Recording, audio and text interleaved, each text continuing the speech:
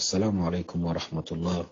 Mara muslima wa kuranna mana nyiler mi katta gaina akhanta. Kunni nangem palle ujune wuro ado wuro bane onari me masalamundi akamma honne. Bismillahirrahmanirrahim. Mara muslima wa kuranna ma ujune wuro nga ogen wara dingira kebe. Oti sere godo khanimu ma ado agidanya garelli sondome hanka kamma. Aywa iroe akama aywa agari trindi imogonga wiyem palle akenyume wudi battenga kempalle itara ngani yagaran koreketi keni khanim ini remenya muruno ato ngani khanim kena agira nyagare nyai ehilli bane ani maka ihawa bono ni hilli ato aywa mayagare sonno me hanka gatinara ngani agar cukata nanti ani khanimu mai kena gira nyagare nyai atida ngani nanti bismillah igri kara iri kara ini ka hulle nyadi mare ma nyali ti asri ti gemalle ma okay kemballa atida ngani alla gana khanu to rasul ta kitana ire ho gaire ndaga khalle nyani aganta ta hay menu gana dukuma hibe kemballe honta ire aga khalle ngani Allah kana khanu sumen ta kama ana nyali mara muslima ukran nama birambe agriken ko ni dangani adiro idde jogen na khunko ya idaga yanki ada iran ciwe kono bagandi na kiniya idi ira mukurandi adi dorondem patama ada igandum kiniya aille kebedi igeri nyale magara musogori nyakendangani kempalle ailli mo gonchiro din khadi aywana khalsini kono wutu ko mulla la khasendi aganya na mo be aywa yugo kebe ganya sababu agra yakambane ken khunko yi kenni ni khanimu e kenni nyamatu hila nante khanimu ani aille daga na kembange ke takurangani ina daga tungaranke ke ina kunyi aywa agar surebe nyangi danga yuwase ke yakke agemi ada kunyi sri ewa kageni daga na kentai ado khanimu ma ada granya kare ke daga domi ngani ewa ido empalle kan nondi ida trindi nanti khanimu na minnai nanti yamane ke na minnai yamane ke ga dingira kebe ari koya yamane ke ga dingira kebe ada koya kempalle idaga kati igaraga akunyi sariga kinyane ira trindi nanti ako amgonna kamo aywa itara ngani ahiso lengim peso yuka harsa ike diginten ngani aywa kempalle ira trindi nanti akagumen na minna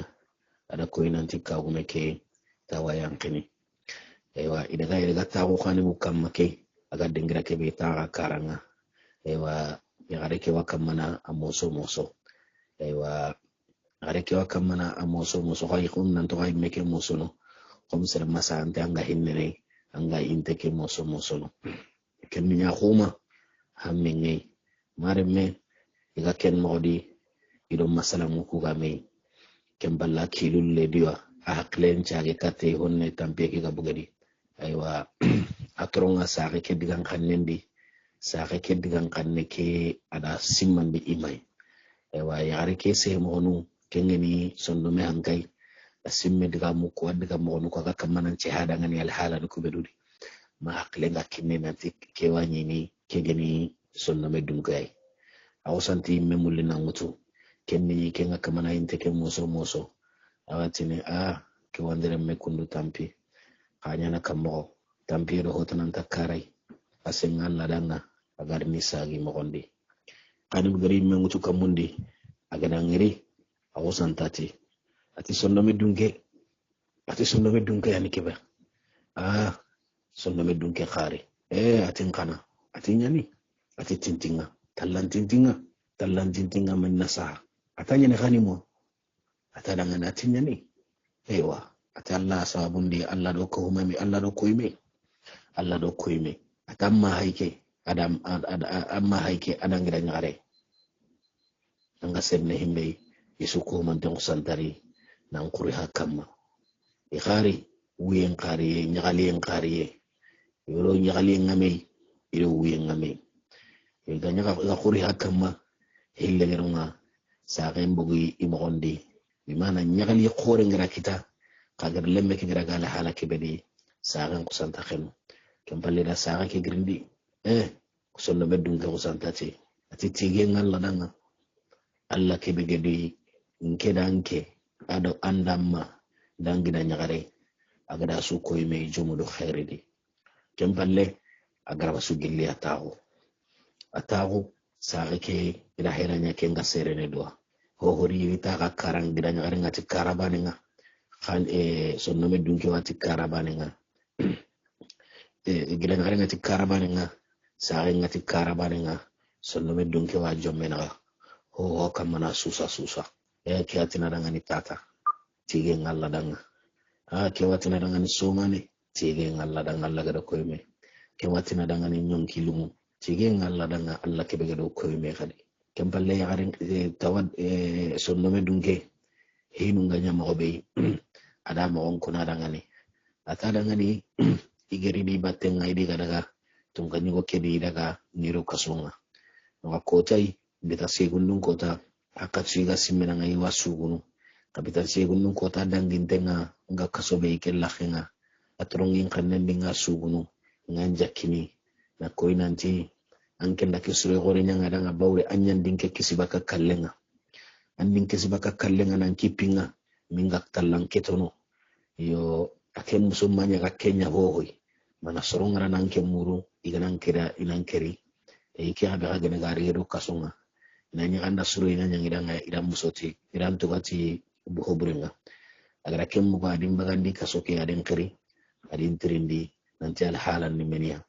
bawrunda ko suga ken ondi nanti alla de tunkani wa onkine dunadi awre hitinan tampe suduna so tunkani wa onna alla gallenye agana khanu ina kini serbe awakinnanga kenta silama wa anta silama guntananga katungani wa ke gana kinanga angan kawa sigire gabe nyana na gonde diga men taro tunkani wa gumbane imman ka huswani kenga angan kawa sigire gabe nyana na gonde anga masigire ga kebfaga tunka banna kiyanda hali hanga aware kananga bawri Allah imma kono qur'ana ke gonde taqulu allahumma malikal mulk ta muhammad aku nante kaman tunka Allah tunka nyugon nanye mere en cuyi manken nan ken Allah tutul mulka man tasha anga mere en kinni serei agallingan dan na kinni serebe wa tanzi'ul mulka mimman tasha mere ke ga anga bosini serei agallingan dan na bosi serebe biyadikal khairin cunan ken Allah nyama innaka ala kulli shay'in qadir anke Allah ni tunkanga fofo sukamma arakutun danan nanyai ma kencen danan nanyai idan da kunci ko diga mun nondi asinga Allah danga ikunga keto yangu bebe utunan kence katate na nyamma golle de beri akenga masage baka kendi ko tabe agana risiki tunka ke jommena arana meni bidame kitana ga ken kono to ga kedangani bawri iram tono atorongaru kendi gamedi aywa kenyanci agarim bagandi min trindi ne ken gondi ati igani diga ubenu kono ano ko igadi kiyai aywa nanti idan ko bane tolo ati buguta mo ngana konara nanta danga an kenyanda suru e kore ke jangi dangani ni kisibaka kallenga ti Allah idenga wakati be soro burungara khanu nanti wa gollu bure nyaniya iba kemballega andan duro ko tende beri nan kipia mi ketondi ewa to nyani igoro ya gare nan khidi amage no dinandi yoga amanya kencere parce que igoro ya gare nan khidi ibili sara wa kapagal ibili sara gana ke hagai agar ni huwa da bera ganta ka wakelle berni ka Allah di dan kisikenga amma ken golle de beri gelli tun kan yugon torongaro ken nogondi aku santa ti di wara nambugu kasuke ayilli tirndi na adi tina nyampi maka itarangani yampa maka challai atirangani kadi igira kempo be nyangina bawri ira ho nyanga iganta kawa kebe nyane yo ada muri maka nanti kebe gallingi da dunadi ina ko asigana ida nigira deberi itarangani kebe gallingi kedangani duna kedi kenni gella gana kita deberni anangara ay murunde be gadang ambatte ngena murunde ke gindi bakan kamma wa kenda ngem palle ana soro ngara ina muru angati karo kara idan nari kenda ngem palle kadi iwa hotona kamullati kenni menia nanti ita dangani ana dungi idangani idan kenna yageme ati dangani irken kadebere idungi kedangani ina nyangandangani yakai anna nyangi dangani kine kenda ngem palle illa muruna maga andungi ke mi kadangani imme nyankaro deben nogonga ina muru angati dingira swa ma alla sa ida annari mengeri maremu agar ken ko khani mudanga khani mu nyagali hatama ataranga na tadungan ngani kenga ati yabo ati adungan ngani kenga ko ko manten ko adungan da kenga ati yabo kemmi sarano ko ado aki gida nyagare ke ido nyagali ndo soyendo biye ngame kempalle sonno me dungeti danga ati kama gira ka batte ndaka tokoyre nke warni sasa kempalla giri karamancha ni na jondi nan daga yi palenga agar gi palenga aywa kani munya gari wakande ke betto kono ngani ama ga bawri na wakande ke saga ndikate ada wutu kibinu ganya no gondi ada howtudi aywa ado khalsikiri ado khalsunulli akenyi kempalle sunno me dunketi danga timma giri batte ni tokoyre aywa akenyi me daga ada khalsi go wutu adere ado khalsi go no gari ada kini go ke nanti ana ho sadaqi ana regira muchuru go no ko komplo no nawati me haqqe sere sudangani ana kini mukunu ko kempalle hakatsu awa daga na lini katia aywa igandi lungu nga khobene selinci kampinta hono ci bintu ji lungu adon dakamana natkolonu yanki ji yangana yankini natkolon timi lungu benu gan kawarono jinno gondi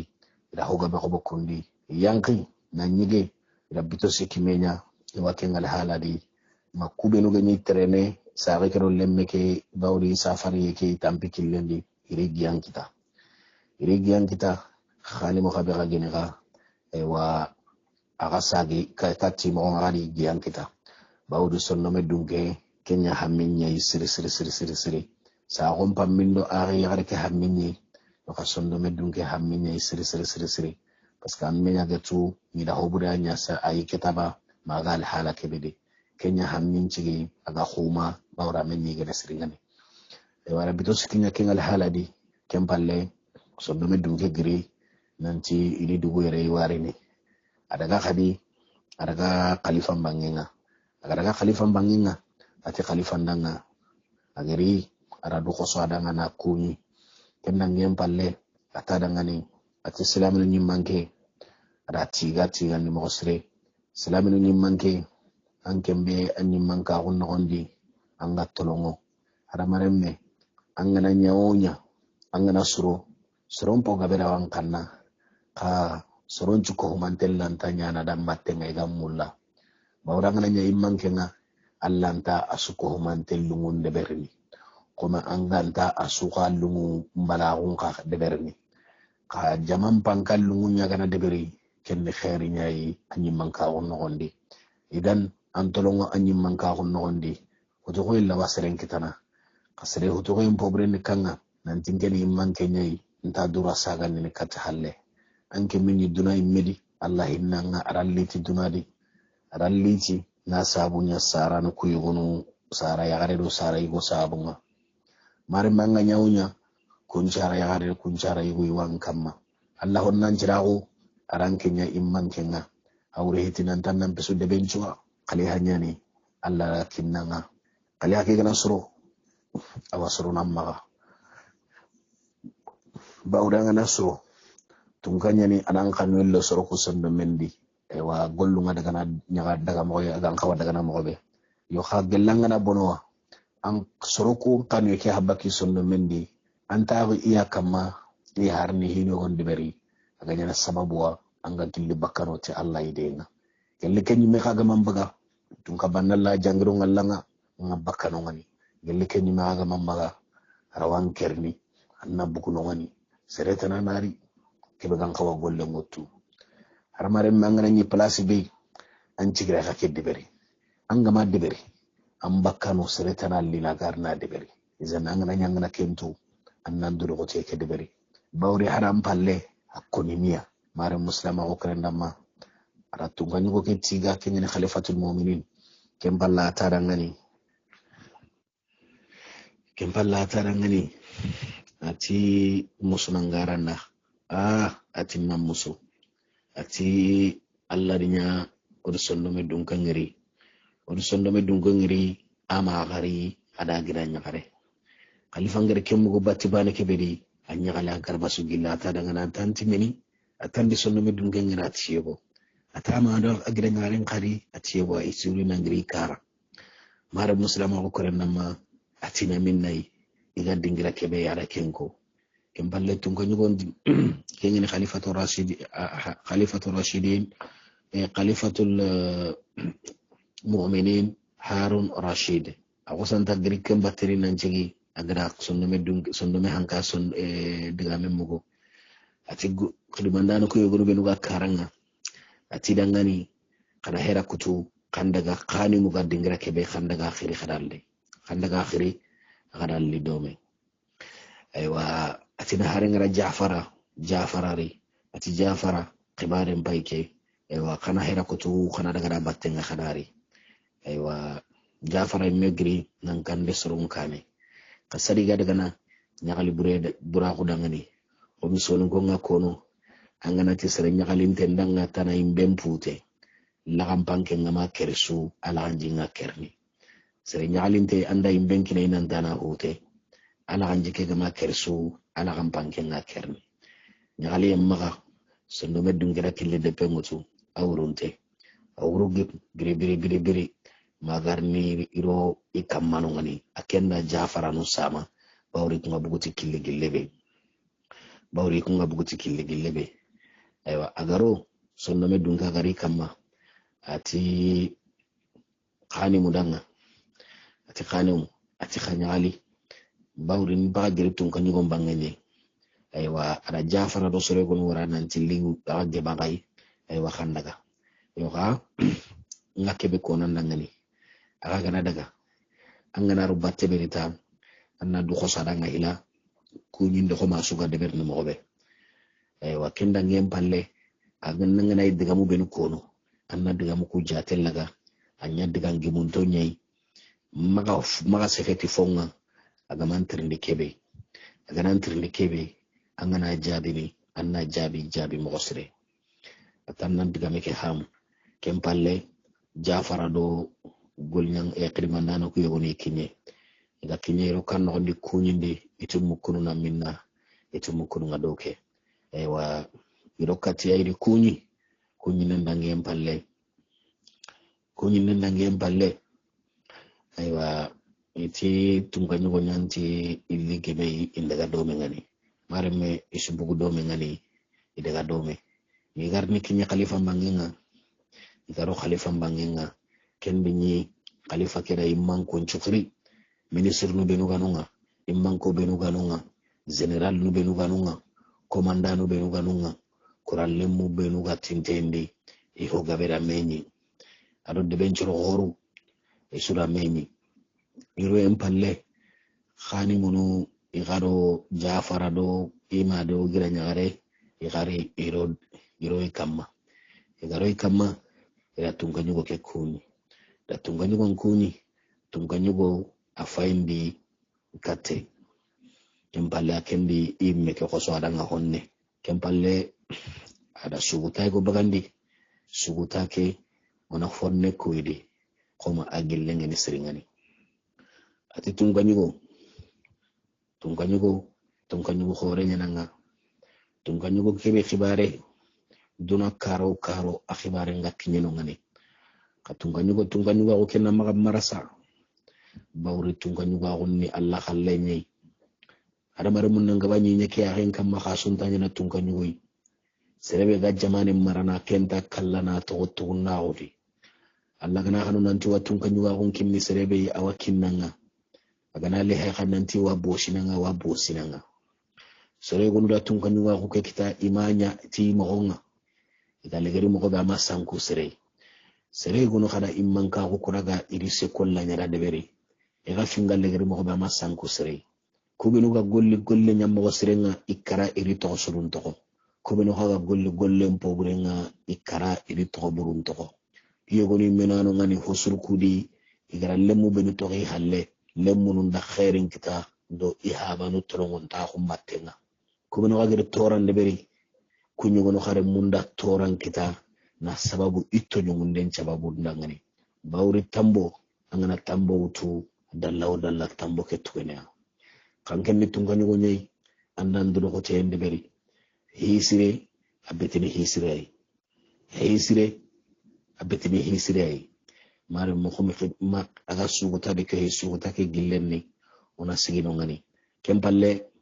aga duguta suguta no kwa khalifa nyimme ali menyonko kono fadi ganga kono arna hinne ati yaramare me atis jamandi diga mengana koni asugari menyonko ta aywa hiyo go hami kibarande ay tongri khalifa ndi menyonko sebe nuga akara ki sero goru kubenu ni barake asuko mantende menyonko kendi ni kanumi ke sonno me dungeke akenno nyaale nyana me ado so misane ngami ama ke gado igira nyaare ke gado nyaali ngami do so misane ngami iri menyonko bawri akir digan xanne ko benu ko gari taxu me mo ko be comme suube ke gilem balle o nya su kono yo me ora bucci ne ke be kitero na du wasati kenga aywa diga mu ko taxu tenga me do mo ko be igge mun tenga ni mo ko be ayda tunanti ke keni serai igatu ko ben nanti fasul lisani ine nan kullen diga men kamma diga mulunni igana seerangi terinkana mare muslima ko kerenda ma pedambe khalifa ni mega kafi adiga muko ada adiga kallimuku ada gara hinuko taxu mobe atara ngani atiba tintinga tintorini khani mutunto atara ngana titanto ko atinto ni khani buna ayuba atara ngani atan qisan ni meniya ayam masalan ni meniya koni ngani hinu ngadangi mobe ata ira tagundi atago illi aken kebarenga joppe mobe ay ahaba gini bandanga haba ka bono sababu be gasiga ga girino ngani nalle ke jamani ke dingira kundwa aywa ageri ageni jagundi nal hala ke bedi ma commerce ay go ga bonno ko tay go igada ga nanu ngani agerin denga no ngurunda garin holla khintari kane ara suko mantenko magar nisli iga barake be kamma berambe khalifa ngari kentu atadangani ariki temputo katena hutu katido na konko atarangana atinke ampam magati Allah kan kawa murnan kamaganna ampam magati Allah atarangana atis ami mu'minun nyimmanke atanko menyaninke onko menyaninga Allah ko ma hundange empalle ngatanko menyaninga khomin qaya antengandangani anke nokhi mankenye Allah ranyangura nga immanke yo kebe ga genye angir golle be deberi idan hinum pahami mbala ko nyanci ga angir deberi ma afahami empallam maga amma ngir bugut kille beba sere gonu ganani khemparandanga no ganani ko benu gadduna gagana la harada gadduna gagana ila harada ni na harabonundi e kunta sagani halle itina ngir diga mebe ko fukonna bagandi tiya genye ya gunna margin kita ka haklante be anga tunu nanti dalla ko ta ngar ni sigitunga ke jommena angere kibe de bere asutti mantenga nya hungura nyimagi kidandagni sedamenu wakenchi mana huturenga ne kitai wasagani ni halle atinge amba magama ho nyangi ngagerin toro bawri hinu nyammo nyanci ganga golli hinu ko kamma kundu atwa kumpallan nangani anga ko golli be kade berlanda kende bere ati anke njarano ndan cirogo anke njarano idan cirogo sorogo ni mo basire kimballa tidangani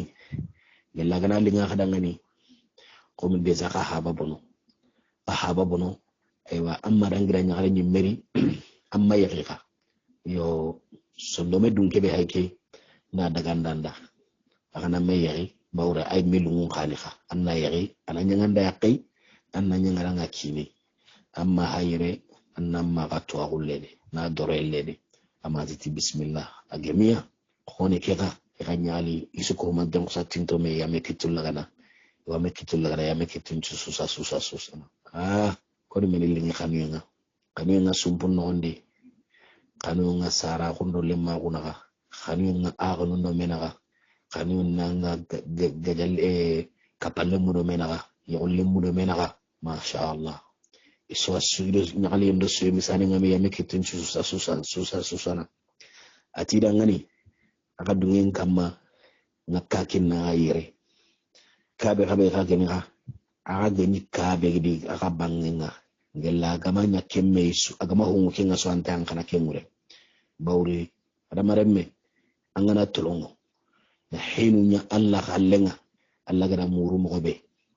nan koreke mi sorogo no mo sire maremme anyan kalli kenga an kallen nan biranta gundi an biranta gundan kallen chudan anyan kalli kenga angana to Allah kallenga maremme ma Allah gada ni misu wasay nyanga ngani serebe hajungana nyece ngabenga fukanna ile ngabenya soso Allah danga ile ke agana iso sinaka anga nyini akala sinte nyani nyaga minne suntedi izan kencha buda Allah wa nyece ngaben kitana ilangana karay mega de ngaben kitana de no kubenu na hanu laga bakedi kani muhawa ayuba akipi korenga ayak kebe gani agan kawa kipene mobe yakedo kine na gari sekonde beri Allah warjagan le muhilli khanimu adu jarabi adi khasrugo no mosre akallem palle khanimu daira le mutu ko mi khirsunga kono nan tanga nan baba nya ga sete itebe kamma an baba ga sete itebe kamma an baba ga nya gantano anna cinto iteke gelle haranga makati segene angana kati segena sirenni kagella haranga makati segene yonu dangin tenga honu ga meta nyanka honu ngati anchege an parni segea yo ken masaila amana petinan tanganan pabanyo ho sukamare ko mamun nan pabanyo golli sirinyang nyakama Allah batte ado sara sirinkara anna nyaga da ampabai yo kan paba kana nyaga Allah kutene aywa maga sare torene diga men taken kama diga men ni do aho sirenye agara kende beri sara ke ger kende beri ayuba arna hinne afati palle lemmen dare lemutu lemmen diddu ko tende beri yo kallemme kenni jagunde ke a nyeme ndu kuina sage kati sara no kudi ya hunga yo kenno godi aywa aro sereri mengeri aywa iblisa ni akitana na pre ari sage kati idwa ta Allah idenga na sababun kitati ya garake meddiga minga kengeni sonno me hankai hakem palle sonno me hankai mega aga seytane nyagra katita akadi mutulongen palle akem maga dunge sagani di hallina Allah ku teke debere da waken cabura ngani tunkanyugo Allah ranya sababuwa ada palekiniya na daka banan kakiniya aywa na tugare sigindi danga aywa na setu honun kini aywa na bawri khalsinya imme maga deza ada tugare unjiginda danga na golli rakke kana ke ha maga golli lakake aywa kempalle ado sondome hanka barenga aywa ira tammal laga na hudun ketu aywa qani mu immigra nyagare ke kengeni jarabiye aga haram pre mo sire aywa tunkanyu ko nyimme kada ken kamuru yagare agara ken yagare mu ayra bawbi igo me nyamaga aywa ira ken ka hutammal laga na hudun ketu kempalle ira kotan kutu khani mu do tunkanyu ko ke khani mu da sunno me hanka yare aywa khalifanda khani mu gira nyagare aywa idiro tiswa urubane ida kenya dira sringani aywa nyaga kelungu kempalle idi nyamari yenne beri nanti higa sat sahano hibenu wa higa sonjana aywa kwa kontampinu ina saha inaro sahande honundi katta kudangani ananya sorundangani khide hoto hoy ado takasi ho serebenu ganaga kitabe ke kara ma khibare ngana ko ni serebenu dangani maremu Allah ni tungkanga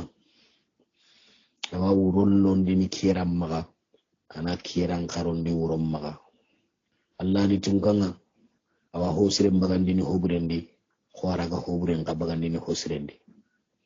khwaraga hosiren nyimme ka bagandini hosirendi ana hoburen nyimme ka bagando hoburendi kakesu ko mante anyana te Allah metun kan tung tolongon ta kunya no gonga parce que hadamare men nyimme gana kebe muru duda kimbane no nandangani bawr hakle nganga kile nganga sonno men nganga kebe aganna hana angetu kebe agantanna hana angetu bawri hinu yogono anu ngani kunjunga dunni yagin ne ayima algren ni yerere hinu yogono anu ngana ajunga do latini yerere khaligarunga yagin ne bane anan taymay hinu yogono anu ngana joppena ma taymay ay animana ma taymay ay hinu yogono anu ngana ara joppena ma yerere analgram ma yerere ay wa hinu na kullu nyaymar muslima wa kurandama qara mare mangana nya duna o oswa dutu alla da komay angana dutu alla da komay angandu tunu anganandu tu ampune anga kenka tunu sara hanga sara non tunu anga gollelle man tunu anga kapalle mon tunu angana butu anga kawkibe diberni anga ken tunu nille hita nan kita angarna to kanan tanda hita kita aganya tandi tuta nyimme ba manya mandi tutu sere sababu wa manya tu hoho anga nyinanga saga ne dampalle mare muslima ko karen namma ay wa qanimu ado sonno meddunke sonno me hanka khibarenga ya kama salangun ni kei kemballe ewa sahara zadu aku santati kina sahara yaro di kone dunia zadu danga ataka da ke masalangi kundu waga girke kundu kenya me yere kundu ketaranga ati ngone adi nyake anda ku masalangun masalalungunyi dunia zadu kataranga ati tata ati tata tam masalan ko ngema khempe sukiti yo ata kembale sahara zaru tikina danga ati tata ando kone atu hagir masalan musko ben suko to ngoni lungunni kha masalan ngata no wanu ngani hibe gallinga ke gai ati kin itada ngani masalan ngata na galunga gallinga ke gai ati kin ko ga maskin kan masala gai ati kin Umarun Nu'man adire munye Umarun Nu'man adire me dawul makan nanti dingiran qure Umar ibn Uman bire me dingiran qure kun kam masalan nan linga kirai maremu itaran ngani ken kam masalan ni kanga yo ato una wara kundu keta Allah ngana ko tatana ko inshallah onari mi masalan nda ko tende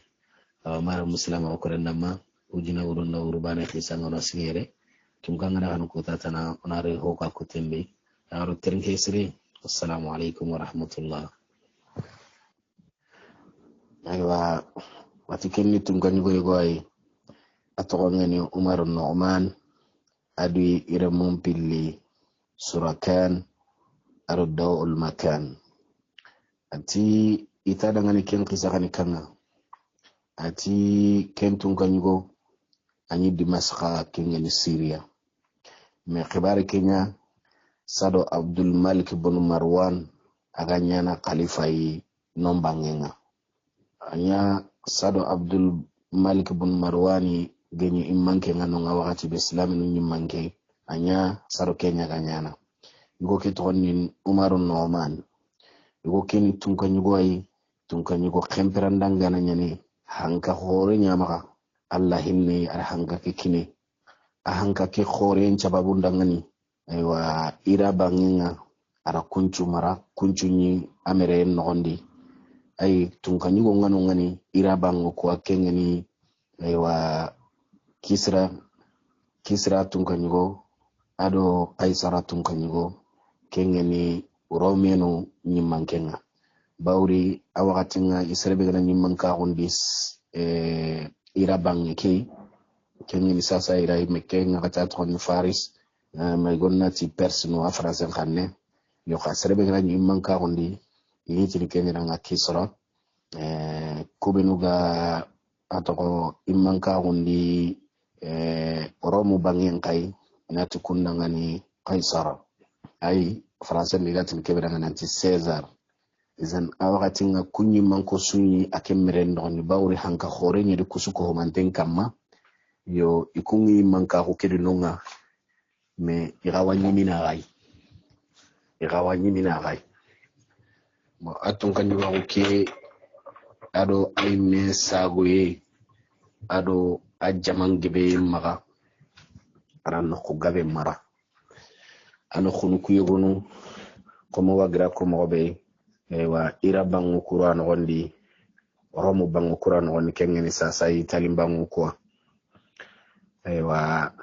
magarni kinye kati endunu bangenga kunchunyi amerike ure nanda kati masini nu bangenga wana nyanka kati yamaninu wa ado kati hijaz mbangu kukutunga ndaga masuda kati jazair nu bangenga kunchunyi di maremu ahanka ke jaman pumu khaygo ke me sere torinti ani aywa immanke suga awre isunyi karonu ngalla kate siri ni demande murunu abanginga gelli khibare ganari do soro tananu na gana khuto aywa anaraga ihampa tunkanyugo ke termanka torinti ngana nyagana butu nugum panki kebe ga bakke anugum panke agana butu birambe nugum panke kebe gana bugu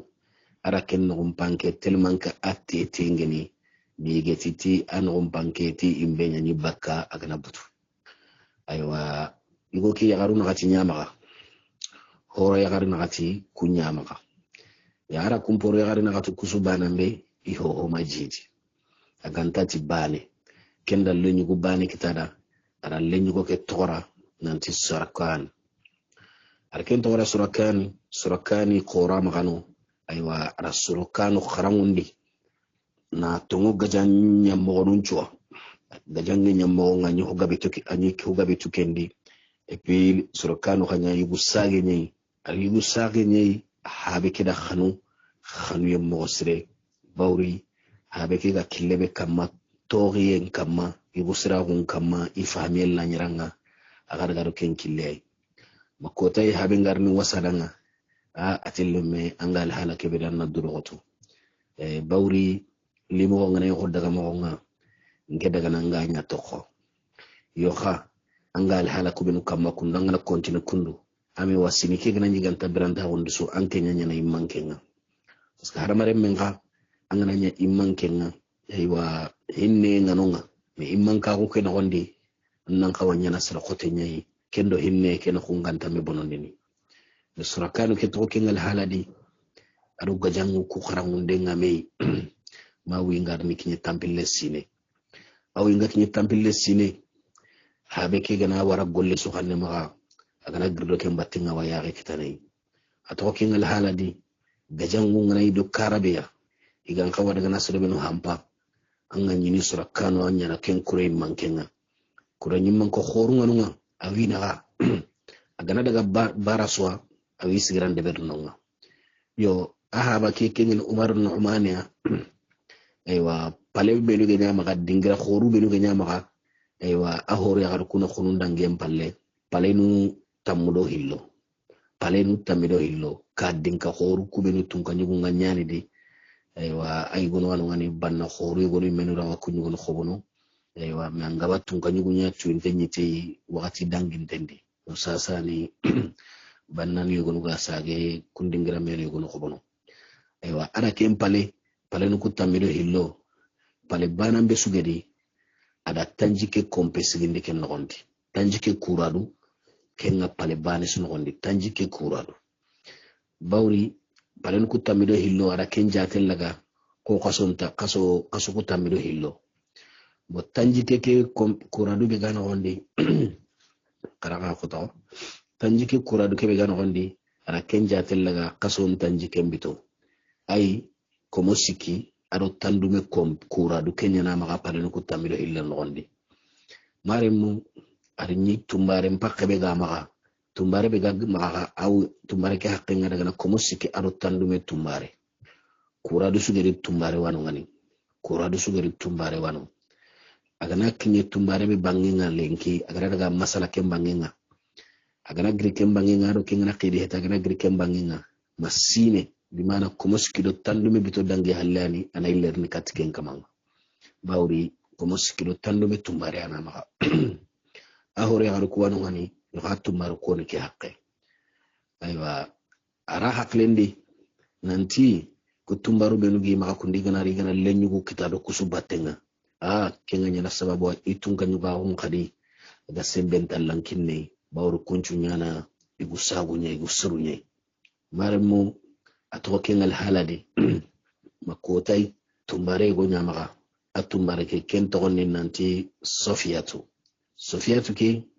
akenya ni tumbare gai atumbar kusuko mantunga agam parampara jinanti iswa amparampara jinanta iswa Sofia kini tumbare ai anyagam parampara atumbar kusuko mantenga Sofiyatu komna dawndi tawnati Sofia maremu ken Sofia aywa romu tunkanyugo nyanyagiri ken kine kadonga na kine kuyenga kwa kenya nyagara ken kine kenga aywa ken tumbare gamunteani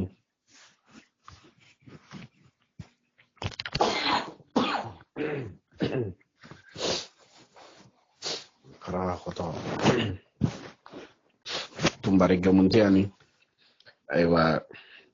abarakaten nika sigengay aywa atu inten kanyira wahi kalai aywa ken tumbare yagare agananyi Umar Nu'manu gananyi aga kembangenga kota be awato yagare ke wato tinarangani kya katsu awayan kanino gondi iga murunu kamun kamanga kengene Ar-Rahman ani warji kallemme gelli go kay telman ke iga yugo ke mulla mo be iya murunu ton ka bannam ma ganni warji kana lenyi goy aywa agani warji lemme ke kana nyayi gonga ina lemme ke sorogo tun kan yugo kedanga ne sorogo ndo mo sire agana kendiga men ko tun kan yugo keda tun kan yugo kedi nyaade mi tikenga awasoyni bawri lemme sunta ma lembane halle aywa komo sikido tumbaru tandume tumbare kawa maka horo ya harina kati kawa maka maremu ito kundunya ima kotai Sofiyatu alla da duwa unjarabi agati iya murno alla maka hakatsu alla ni kulemme nangri gelli goke kata kurangani daga sorogono mo sere ari warjangan kita kotai aremme ke kebe garo jeri ngata angana nya ke murnu ta andaga na jeri ni yugo ngame nyini dingira no kubeno igada gana tungu gumendo gara gume na ya habu gume tisembendo gotendo kumetana numa kenni ñu kotai ari asage kati debeke kengeni de masai siri bang ngasasa aywa ageri honne nyano ngani kempallan kawasage ne kenga kati yara mugunanti ihaba tumbare Sofiyatu tasigin tenyani aywa gara kentu ayankan gondi nanti ihaba ke tumbare ganare sare lemme ki gana to nyana igo nyaisu ida magada gar me huturo tunkanyo ka gumbattenga amma daga nya bawda gara nya seremene gono arawanya na rawa darajan kitana keti ikeya debe dun kolla wa khanna jinanti kiya ala warina ga haben place mutu yo ka gella gana nya igo nya ko nisu pour que kenna bu khibare ndira magare me huturo battenga miki gere hera kutei yo agana nya yagaren kayke kenken ni kenyi bawri ato khira gira nya gare ayta iro kentar ne me hutulu hankabate kempallari mo gonchirondi nan jambandi nan daga gajallaran ko banga jerim banginga gana daga khara uci lati nyana na nyama sage no kasara daga na ada khibaran to sore gonu ma muqendi nanti ihabara kentumbare gana sare lemme ngana nyai go nyaita ina hera ko ci joy maka igi to agoloniti indi to agoledi kebe gan kawa de berne kennanya kempalla jambandi aywa ito kengal haladi yakar ke gar no ngutu Umar no Omani me anyagaliti yakar ke no tenga siri awa aqlani ma Allah say warni le nyugo go kitado kenya gare hay aywa ito kengal haladi ma yakaren no ngar ni kinye wakati kebe agan kawa teri ni tilemmen aywa ada sorong ngarada battenga ina kurusi ahaju ngana ni hoho ina kenya ngada ngamma manke bawri awor sagantenya ni marmu ito kenga makota jalalli nalli Safiyatu bunu jalangira bunu yagaru kubenu ga yagarunde masara yagarunde mana ewa iganai sarene iganai jidini yagaru benu golle ngeni kenga itu intengeni te ewa golle kenya mo sire wetuwa ila kunyo gonu grindini ti karu ngana illi Safiyatu dema jidi nga bawri tunga nyugo ntumbare nyana harni jidi Allahun nan cira hundi yagarende mekita ateri lemmei lem parampere lenge munte lemmeke amaga nyayigo nga anya lenya garanye nimisi wasanda no benu kanunga igri karamanga ni nanjo nandaga tunka nyugo nchagata nandi tunka nyugo ndanga antumbare adi mekita adam balla lenya gari harampere tunka nyugo nyagali mokosre ya hakle nyeri nantanya na yigo nyei yo kagamanya yigo nga yagaren ken kagiri asante ngeri nyagali ta gaisri nyagali mokosre aywa sarkanu gira serebenu waranantini itto agullo khibarendi gella gana jidi karamanca kun kari mo gonchorondi directinga nan tolongu dingira be sarkanu ganu ngani idaga ida mo gonko sarkanu danga nanta ahaba tumbarenga ajidi atarmene kita itari gare akita nyali sri bawri iri khona gare kita maganya igoi kebe ida garni me hutudo hankam battenga yo khabira men nimisi wasanda no kuga bugu battebedi wucega kala hadi janka Safiyatu maduguta sarenga onu lemmu nyana anondi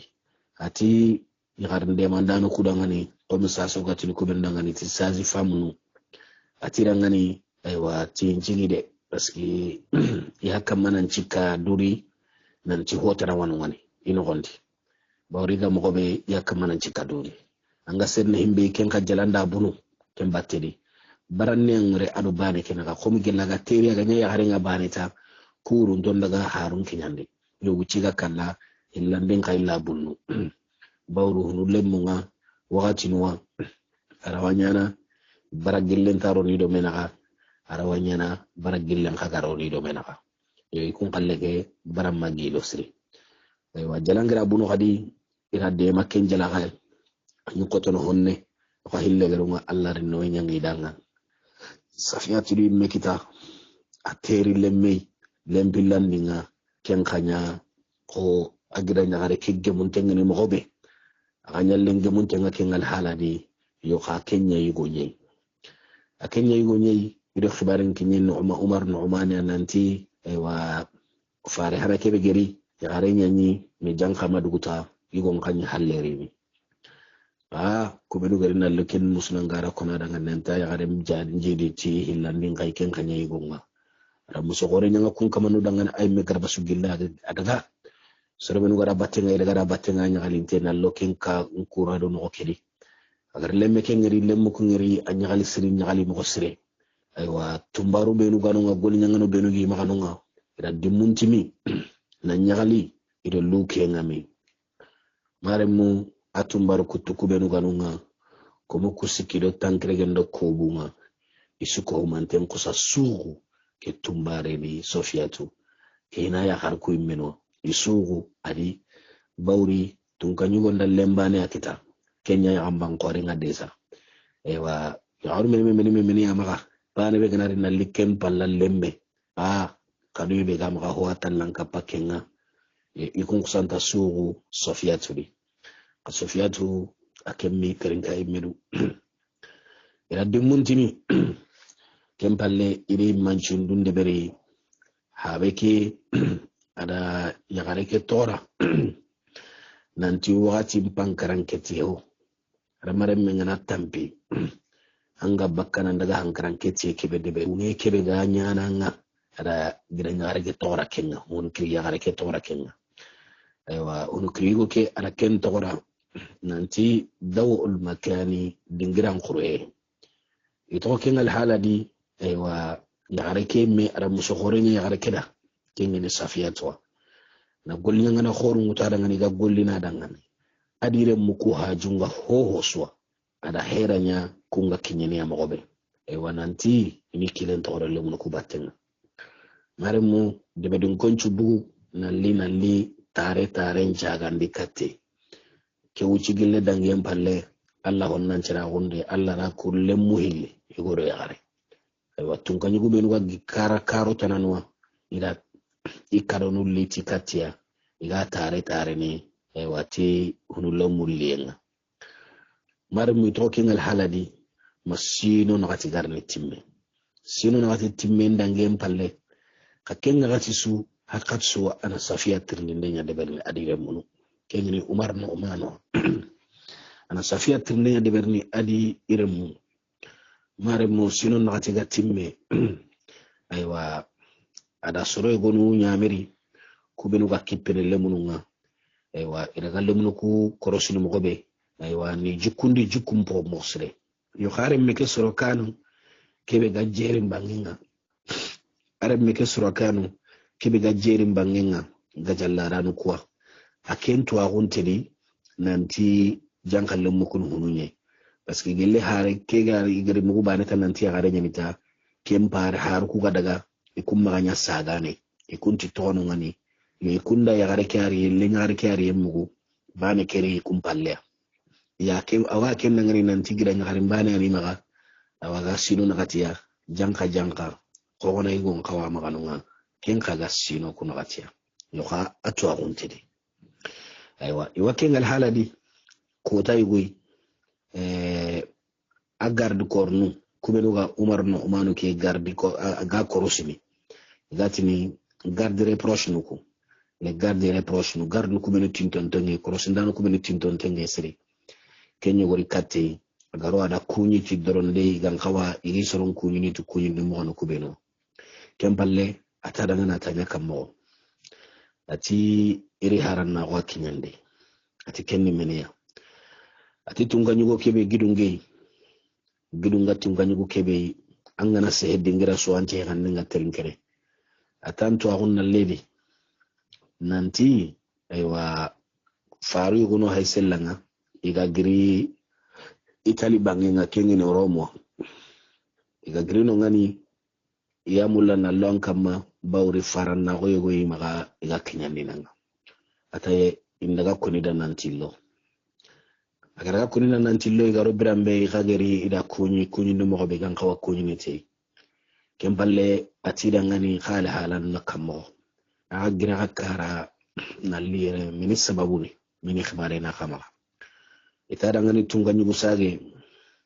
anto agullan ledi nanti o jamane nyimmanke kengeni tunkanyugo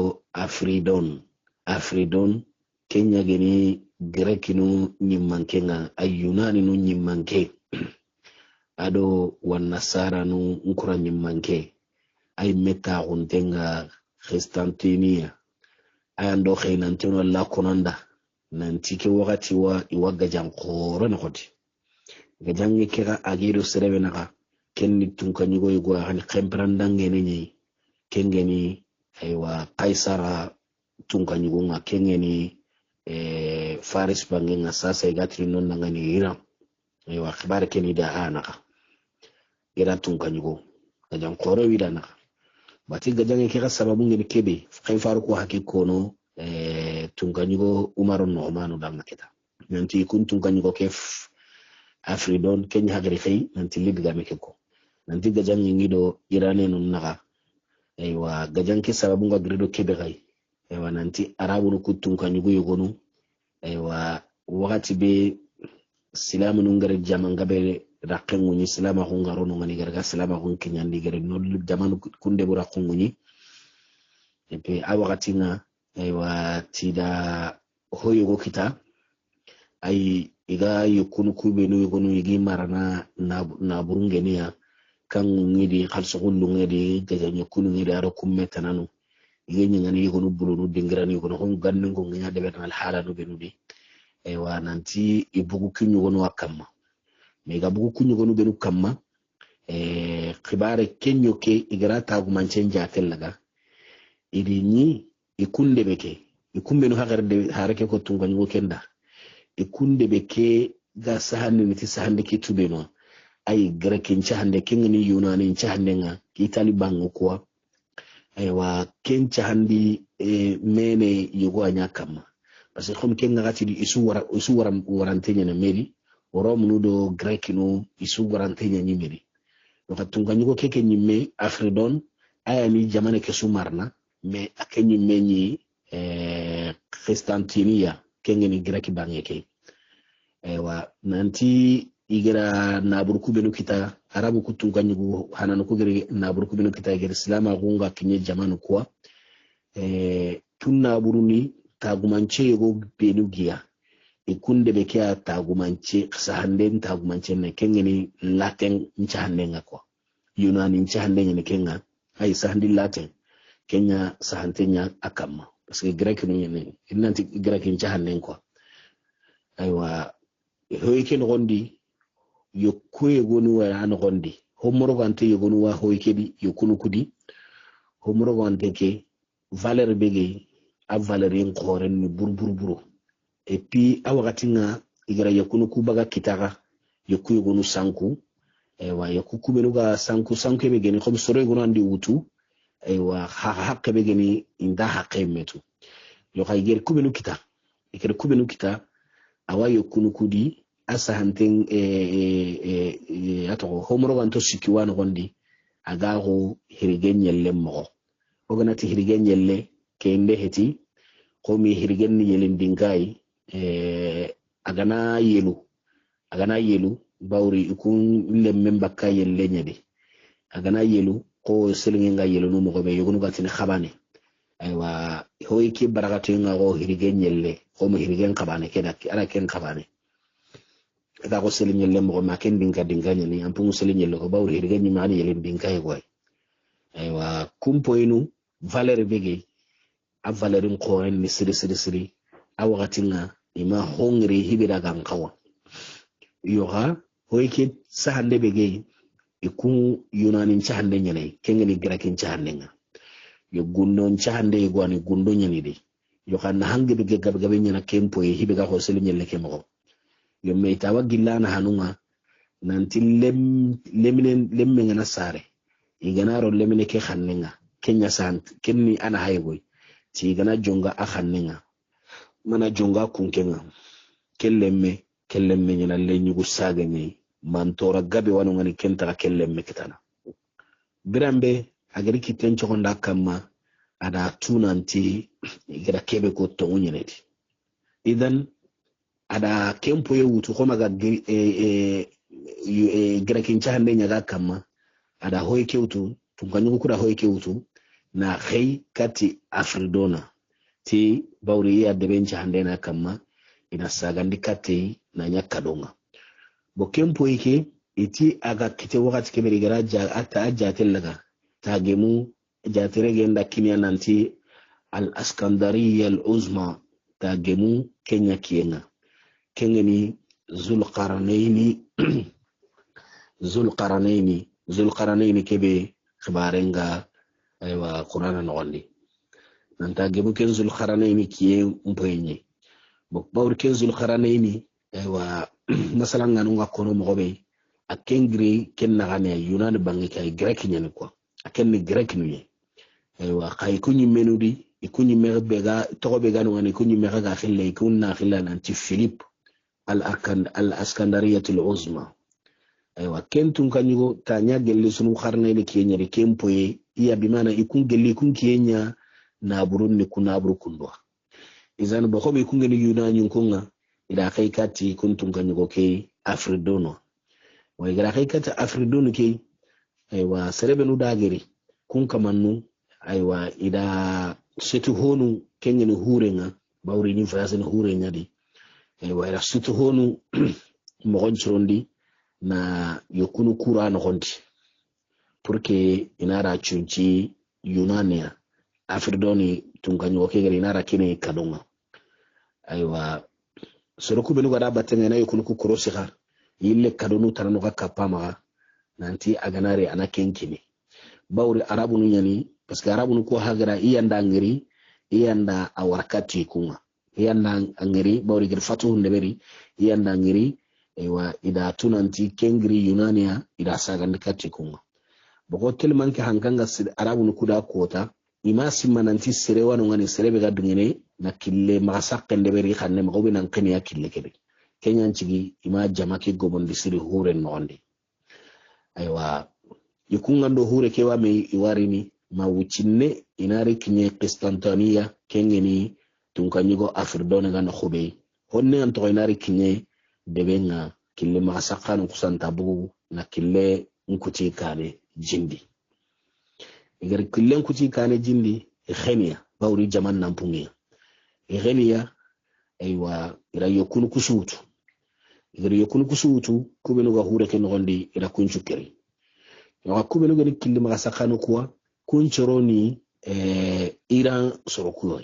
Kisra sorokuwa kunga aywa iyanya sababu wa Iran na buru kushuko humante mutu ida igun khakeri izan kenga deberi otun kanyugo ke Afridon agara khibare mugu ada kurengirinde kurende menchago Kisra bangeke kenga ni Iran bangenga ida menyi jeringa aywa Iran konkure ada Yunani kureke Afridon kure ada khoso ayille kurere tanake mundin khadi na kurgore tanak degirle khadi na denge ken kurgore ga daga yille ken khoso no khadi sasa ille kurgore go gemundini ati imma baka keni kureke izan igana kinyinonga mike kara mida imreke ida sunya na su warameke bawri keni logo maganta go nyene ken logo maganta go nyene ke niya tamini me sinema komo me sine kibare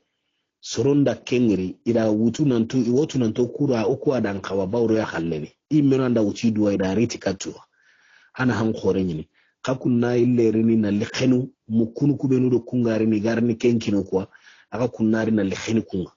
na yokunu mutu kemma gabaga akana ille wandere munker ni khawu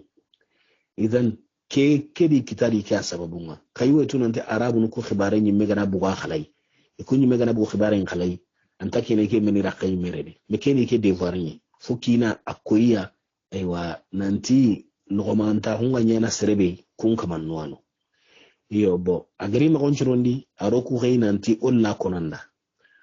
konanda anni demati hampandenga aye anna kurego kehiya indigi hampa katakura ngani iraga kusoro kunduni ni mobe bawri itorampu musoron kama mara muslamahu korena ma ujina wurondo urubane khisanga orika kita olli min masalamun da kama Allah gana hanu kota tana me gori min masalamun na kutende una ta'aru tirinke sire Allah ganna hinum pamen no ndini wassalamu alaikum wa rahmatullah assalamu alaikum wa rahmatullah mara muslamahu korena ma niler ni katta gay gali na ko ni islama won ko nyindenga ngem palle ujina wuro ado wuro bane khisanga wara dingira kebe nara wutuno ngani bismillahir rahmanir rahim wassalatu wassalamu ala nabiy mara muslima ukurendama oti tunkanyigo Afridon kengeni Qistantiniya i mankenga nangri Yunani bangenga kengeni Greknga bawri kenga katia ayani Rome musuni ameren no nyadi kenyani imankenga agra hareli tikati tunkanyigo Umar Nu'maniya aywana kuinanti Kisra soro nyankani kama kenyani sasa ira bangu kuwa bawri arabunu ngara aywa na buru benu kita igeda atunanti na buruku gri kumbangenya igeda akimi soro gono na li purkina da akimiya ga killendi soro koru na li khemiya killendi ni bonondi yonkundi na naburun chutu adi gajata nu dan tanto khaira ken kuren koso ay mi hanka kam mata nan ciwa bakka ay wada gana gajalla rake migra debe ke soro nga na tundi nanti ikum ma hankan ni yadi kangana hanka kita kita sarada wanni ni hankai gara haren karam malik nu'man wa adu karonu kubenu ageni maka ida gari aywa karonu ku gabe nyani dakka bana nyira mun ngedi kangu ngedi khalsugul ngedi kem palle gadi tankrege tumbare kenga karonu kudi musonu kudi no agari warakatia la musutu kunga tankrege tumbare wedi ado tankrege komoyego ira bu benu gi xannenga ira bu kuni dakka bana nyira mu nyai bawri kange ngare gar ku benu wa kangare ma ile internet ku nyai ado halsol mano aywa komo ku wadira ibana mbe suka gire ka torobu kulinga itronwa itron boton tenyani tron boto yake be gana ondi kange ngado ondi kange nyana itro kudi yo kangu ku bana mbe suka gedi lului nyogo nyakamin tenga kange kedi agi toro kudi lulu ke kalsi akal singa kawa gemma hakke bangana tanna lulu ni ku gaga akal singa gemme ujini men kalle kenni sumandi bane suga ho torondi kenya gemme kenga tankrege ke komego sere bane sugari sumandi ngi toronga ogatin ku bendanga ni bukuli aywa kade ben kenni kange nyai na lulu ni gora no gondi kenni jaman kalite ko ay kabana me sufale ringa gemme ujine men kalle kange kenga komo ku torondi aywa kadonu kali tananuri hibenu sere gana ngari anga nyakal cikun kadoy brambe tunga ngwen gumanu gar kengeri anya aliti kadonu kwa aywa atim bismillah aywa migri haimbi igan kawa hankani kebe kama aywa ida mukunu ku bismillah nikne igan kawa yankana dingira be aywa ni toro de mosre na basi nyangi danga kempalle tunga ngwen noman akenyi migri ada haring ngara aywa de bencher horunga ahinya lemunga kengeni mangunga ado ministre no do general no kubenu ga nkawa gollu de berne do mengani ada haring ngari ay geri dan taqida ngani nanti ke khibara watadi tum kanyugo afrido nanda deme muri maka nanti li ikita ke himaka bawri kisran ko nga ikhemprandangi kamma aywa asro tinto kudi kenge ni ministre no ko firsi gore go widi ken firsi gore ken to nyani nanti dindan ato nyani nanti dindan akengiri ati tunganyu wananga digame ma ya mulla inako tunganyu gon tada ngani tam bismillah ati tunganyu go annam pakoto ko jama kadam ma kasona ha koto ma ka sama digame yo ko mi digame ngana kore baranga serebe gana hibe ngari annan kawa gilli am pakalla ki gani kebe annako bawri kenyan peso ngutanga nari dimem baranga anki ngabarake amma hebe debere dimmun kere halle angana daga nan to an no kon ko dimem mo kenni do tampinde ni ka baranga bugu dimmenga Allah ga sugu tabe anna gran nan sugu tan debere Allah ga takenni Allah ga so on anna so Allah ga takenga Allah ga legene anna fasi mun baganda anna lega anna fasi mun bagande dimmun kere halle angana daga angana ho ko kem palle an kenni do tampindana ni hin qur'ana baranye ati tunga nyugo ngi hakilla ngari kebe ngari ati ki khibare kundu ke khibare nke hakhilangra hamu mo be ken khibar da srenye bawri iso on tenga ngani igre harel tikata yoyto wannan talla wahida kenyan tigi igre harel tikata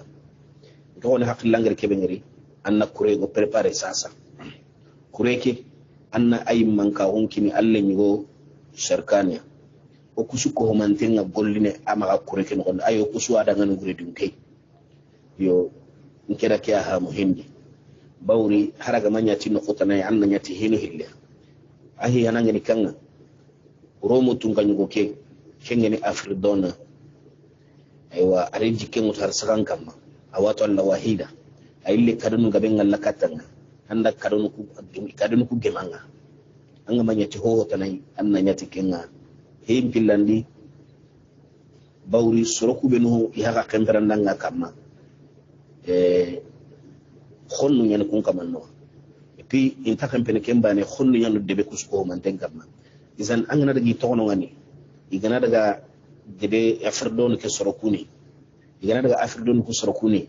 ijamal la watallam fumuno ara wanyana sababu wa khadi wayle na okuy mi rokata kene et puis encore akhbar nga sank di debe no gondi jamanin karan quoi nanti afrdon ri deme muramma ankenu amma keti daga na et puis encore ngada dungi khibare ke anyi mewtu jaman gabe woni woni iwamire en nogondi e wa isuko mante ngadde mande honu litin katanga kattakuda ngani e tangi kedi araga nyana walenga o maga mobe kengi nyati de mande ho mo maso kuralle mundo gada nyukunu do na buri wasulti bawro di swangol li dobe atin ko hondi ke hakilangari tum ko nyugo nger kendi game mugo ati ministry dindane danga ati vraiment anke ngene khirse bay kapalle mabe gene anke nan ciri jamana wonti anke menan khawas sun kanyugo sukaranga aga nay kille walla anga walla kille yo ampar kebe ko agemin kemme yo anke nyimme hanyana kureke mankenga ngere mesurkani akenna ke hanga gajanga ke khibaru nonni anke nyimbe bigere hak khibar ke ngare kun anke nyim hanyana kureke mangenga kemballe tungo nyugo nda harande katire menga shirkaniya shirkani kebe yugo khore ngeni hakat soga jerinyi aw imarga no khwa ka to nganga na to mu wanna simananti ara sine ka be nyabra maremme harenga daga shirkanu do ikralle mu irimenta o debenga kengani dimaska debenga lakini etolongo haben banginga soronge miya kemme mosre ni tare ida ke bollo hore be ga deber ni haban kandangani kemballa geri haben da masala na koy nan tike khibare watadi ewa ministry dindani ada ke haqqil langari akenti kambo ati baba digamento kuma ikena dangani goli nyangana igana himba mu mobe ikumprente nyani igana ti sasa iprenten kaniha ina hay hingan kawa gemme mobe ikumpeto hoyi kebe gana kota ina bagande ti yaay igre me hamu kenyedi agi mun tengi hay aywa habenti tan hayndi ay meson tinga groupe beno heddebe kuralle mo kudi aywa ana wujunu tammin ana kenchu bandi sikum kujuno tammi kunna nya sisitanu bana ko bino basete sinkam sigumu itimande bana be sugede khote ngana nyawonya yo siberna kama aywa habe ke gerken ko surakanu danga aywa ado general mun kutunga ida jatel daga igan khawa serebno bagandi ira wujunu tammi sisitana ira kenchu bandi ke hemi serebe tananu gan khawa kapia kemballe iro debe nabur marankandi mara makurukuru kebe gan kawa bakka naburen karanga ida kumbaganti kurallem muku sado ho ga daga na hewo de hibe gan kawa ida kina kamanga sadaka daga na kurenga aka kebe to khikanda na ken to khikandi daga kebe nyana hibetana itambo ga yana tukwa aywa ani mo gonchirondi aywa atida ngani tira beto sikikiniya ina e preparation de bereken nondi maremu biton ciki ga timme kendi ni i hajunga gajanyo kuso ida su prepare de sana dugutandi aywa ila dangen ketu na butun timi na koynanti e ko horu ngarni bugi warga na jeringa maremu idi saranon ceremei idi yaarun ceremei idi yaarun ceremei idi kapalle mun ceremei idi hinyalle mun ceremei idi deben ceremei kampalle delegation ngir kengeni hedde no ngiri kubinu gan kawa daga ni bagandi deben pa ngamballunga to kanyo nyimme wa kenya bugu nandigi bagandi no latay maremu ga kinye birambe gan kawa sagene no khube tum kanyo gen Oman ati ministry dindani danga atara ngani kurenga khalihemiya irem meke gawa khalihemiya ina mi hamu hinondi hibe gan kawa daberno mo be ina mi hamu dundani tada ngani ati tum kanyo go ma joti kenga o ga dunganda ngani nan tan nanya immankenga kebe ganari usihi nyani isan o gan kawa usigran deberni kebe o ken deberni kannen ta kendi ma joti ken balle tum kanyo go Oman akinire men khay